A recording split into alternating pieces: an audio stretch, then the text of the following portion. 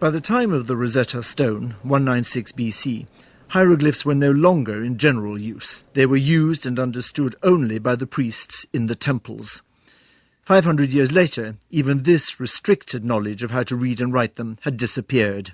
The script of ancient Egypt was lost.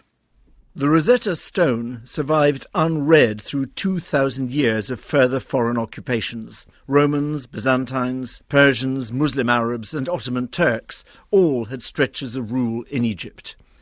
At some point, the stone was moved from the temple at Sais in the Nile Delta, where we think it was first erected, to el-Rashid, or the town of Rosetta, as we now know it, about 40 miles away. Then, in 1798, Napoleon arrived. The French invasion was not only military, but intellectual. With the French army came scholars. Soldiers rebuilding fortifications in Rosetta dug up the stone, and the scholars knew immediately that they had found something of great significance.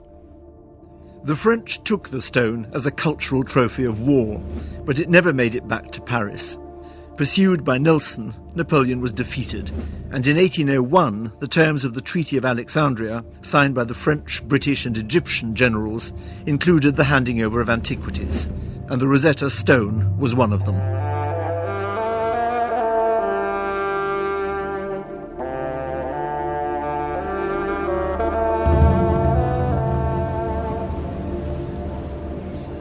Most books will tell you that there are 3 languages on the Rosetta Stone, but if you look on the broken side, you can see that in fact there are 4, because there, stencilled on in English, you can read "Captured by the British Army in 1801, presented by King George III."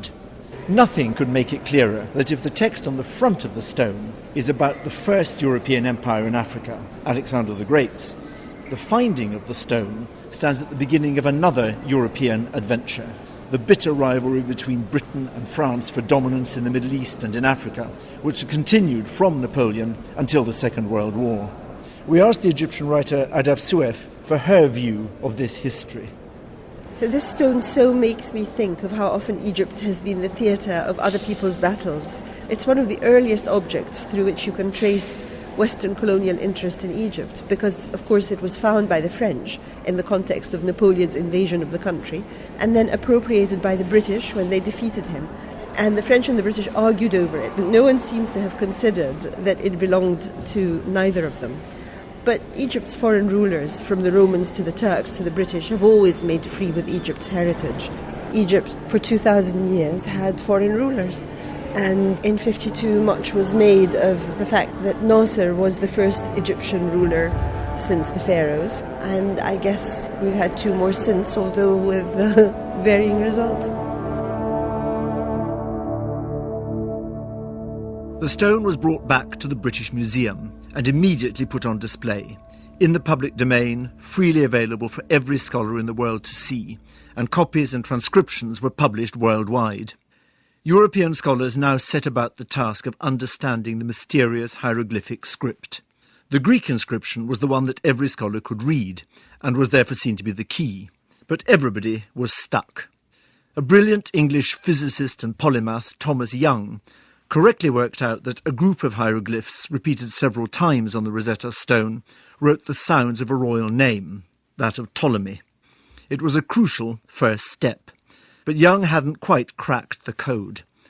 A French scholar, Jean-François Champollion, then realised that not only the symbols for Ptolemy, but all the hieroglyphs were both pictorial and phonetic. They recorded the sound of the Egyptian language.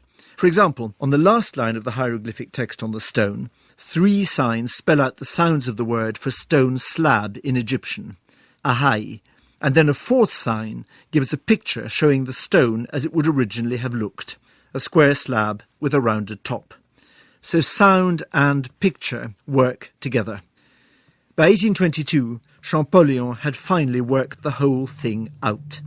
From now on, the world could put words to the great objects, the statues and the monuments, the mummies and the papyri of ancient Egyptian civilization. By the time of the Rosetta Stone, Egypt had already been under Greek rule for over 100 years, and the Ptolemies dynasty would last for another 150. The dynasty ended infamously with the reign of Cleopatra VII. the Cleopatra, who beguiled and seduced both Julius Caesar and Mark Antony. But with the death of Antony and Cleopatra, Egypt was conquered by Augustus, whose image I'll be talking about later this week, and the Egypt of the Ptolemies became part of the Roman Empire. In the next programme, I'll be in Rome's great contemporary, China, looking at how the Han dynasty operated a superstate and expanded their frontiers while keeping close control over every aspect of society. All this through a lacquer cup.